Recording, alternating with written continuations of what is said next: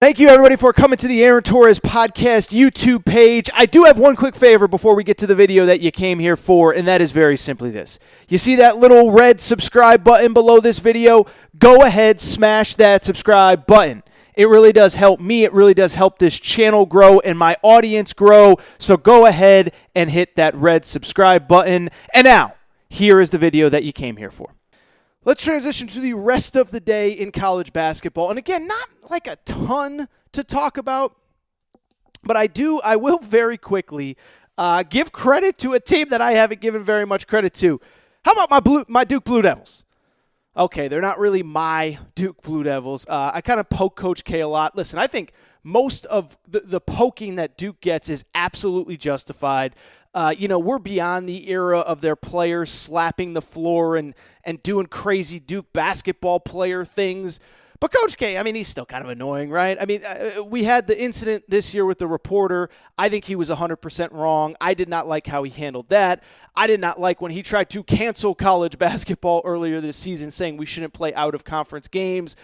And it's been a season to forget. And I have been as guilty as anybody of piling on Coach K. I think a lot of you like taking little pokes at Coach K. It's fun. I mean, he's Coach K. But what I will say is Duke played its best game of the season in an otherwise forgettable season. By the way, no different than a lot of programs in college basketball. They played their best game of the season on Wednesday against Wake Forest. They go on the road and win 84-60. Now, Wake Forest isn't very good, but they've been playing well under Steve Forbes. They almost upset Florida State over the weekend, but that's not why I want to talk about Duke. Duke beating Wake Forest, to me, is not a story that I would normally talk about. The reason that I'm talking about it is that I do find the timing of everything very interesting because, of course, never forget that what happened on Monday, oh yeah, their supposed best long-term NBA draft prospect, Jalen Johnson, quote-unquote, opted out of the season. And you guys know where I stand because I led Wednesday's show ranting and raving about Jalen Johnson. But let me just say very simply that I don't think it's a coincidence that Duke played its best game after this guy opted out.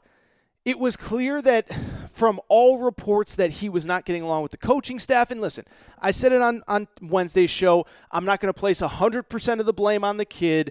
There are external factors that are going into this season that we've never considered before. The fact that we're in the middle of a pandemic, the fact that he came to Duke to play in front of the Cameron Crazies, to play at the Dean Dome, all the things that I talked about on Wednesday's show. And it's not as though his coach has been perfect either. As I just said a minute ago, this was the guy that tried to cancel the entire college basketball season. So you can forgive Jalen Johnson if he's not into playing for Duke when his own coach tried to cancel the season himself.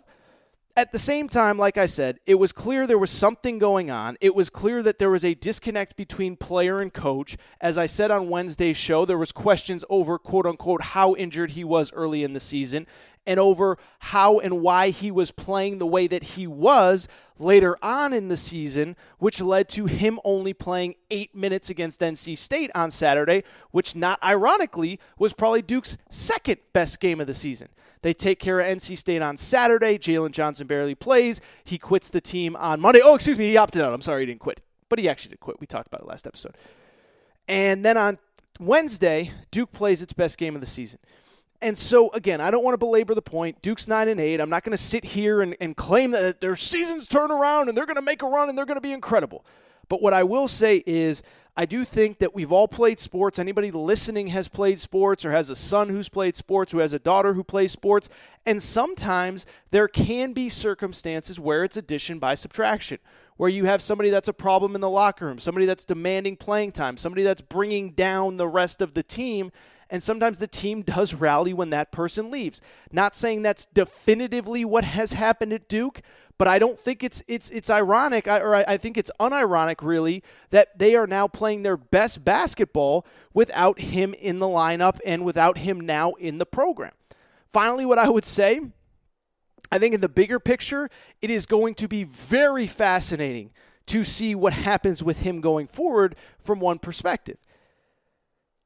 I keep hearing all this, he's a lottery pick and he's this and he's that. I mean, I'm not so sure. Keep in mind, this was a kid who, as I told you on Wednesday's show, he quit his high school team. We don't have to beat around the bush. He quit his high school team went to another high school, quit that team, came back to his previous high school, comes to Duke, quits his team, and now Duke is potentially going to play its best basketball without him. All of these things don't appear to be a coincidence. Now, what I will say, he's still going to get drafted. He's 6'9". He can do a lot of things. But I am just saying is that, we have these narratives sometimes in sports of, this kid, he doesn't even need college basketball. I don't know. I think that kid kind of needed college basketball. I think he kind of needed one of the greatest coaches in the history of the sport. He decides to do his own thing.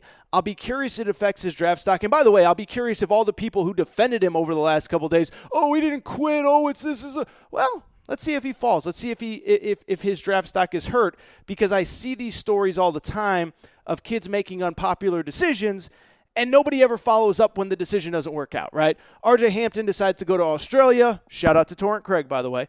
He decides to go to Australia. He leaves as a projected top 10 pick, goes 22, 23, 24 overall.